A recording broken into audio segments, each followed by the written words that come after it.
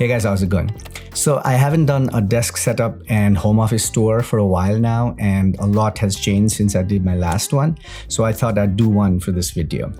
Even though I call this space my office, it's actually a multi-purpose room. My wife calls this the media room because this is where we watch TV most of the time.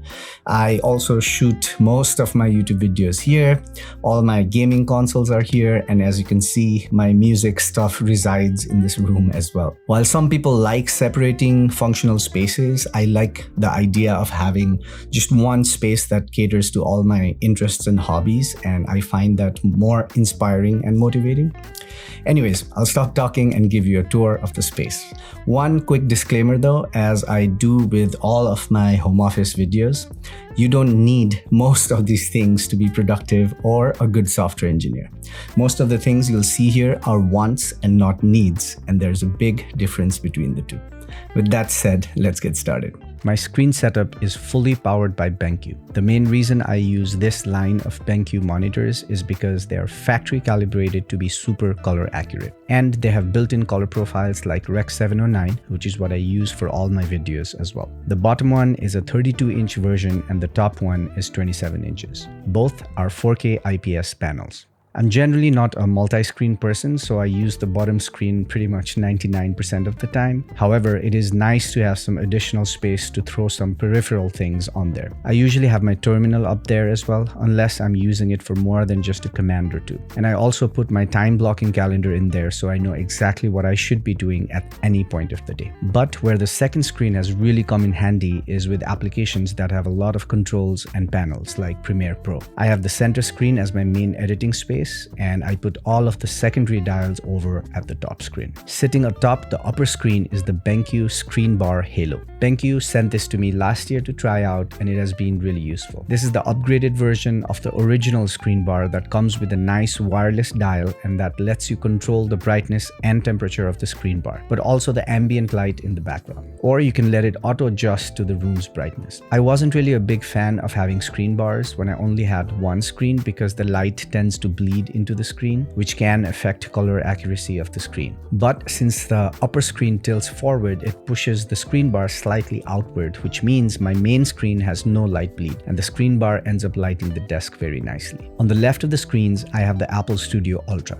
It has the M1 Ultra chip with 20-core CPU, 64-core GPU, and a 32-core neural engine with 128 gigabytes of unified memory and 4 terabytes of SSD. Aside from being blazing fast for everything I could possibly do, I love that it's so compact and quiet and has a lot of Thunderbolt ports. The one downside is obviously the heart attack-inducing price tag. Right beside the Apple Studio is the GROVEMADE desk shelf, which you have probably seen in every desk setup video. I think it looks pretty good, especially if you have a desk that matches the walnut of the shelf. But even better, it does a great job at hiding stray cables and provides a nice area to organize some stuff that I use every day in and around the desk. In the left side, I've squeezed in a CalDigit Thunderbolt hub that provides me easy access to some ports. Even though I personally use the Apple Studio to drive all of this, the whole space is designed to be run off one Thunderbolt cable. So this hub comes in handy to achieve that flexibility. Right beside it, I have a notepad which is mostly filled with architecture diagrams and random math for throughput estimates. Right below it, I also have my journal.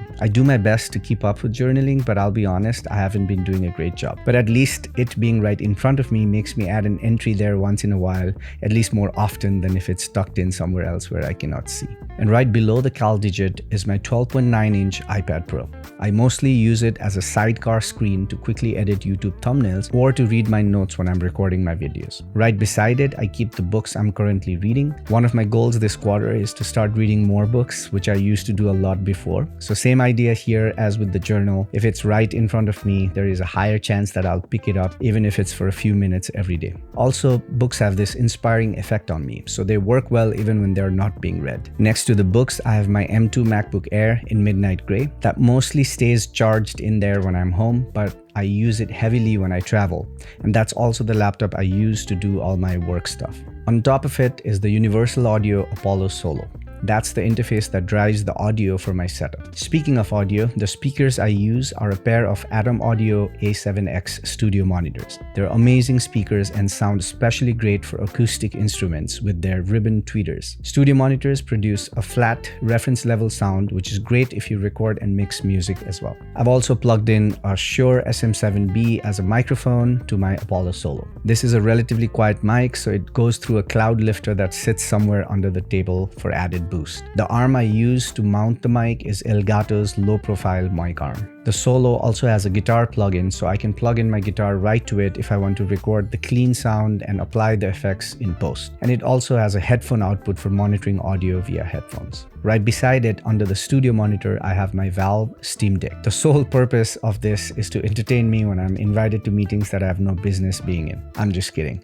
Jokes aside, this is mostly used for either emulating retro games or playing Xbox or PlayStation remotely when my wife takes over the TV. The keyboard I mostly use is the Keychron K2 mechanical keyboard with the clicky blue switches. However, as much as I like the blue switches, the clicky sound is not the best when you're in a meeting and you need to type, or if you're recording a YouTube video and you need to do some typing at the same time. When I need something more quiet, I swap it out with the Whistles V84 keyboard that has the brown switches that almost make no noise. Both of these keyboards are pretty comparable and I think great value for how much they cost. The mouse I use is the awesome MX Master 3 by Logitech. I'm sure you've seen enough of this mouse, so I'm not going to talk too much about it here. And the pad I use to place my keyboard and my mouse is from a company called OrbitKey. It's a fully leather pad, so it feels awesome on your wrists. Everything I've showed you so far sits on top of my sit-stand desk. The frame is an autonomous Smart Desk 2 frame with the IKEA Carlby kitchen countertop. I probably stand 80% of the time, so having a sit stand that can support all the weight is critical. For context, each of those A7X studio monitors are like 30 pounds alone. I've had this desk for almost 4 years now and it's held up pretty great. Right under the desk, I have a keyboard drawer that has my MIDI keyboard, which is the Arturia Minilab 3. Next to the MIDI keyboard is the Neural DSP Quad Cortex.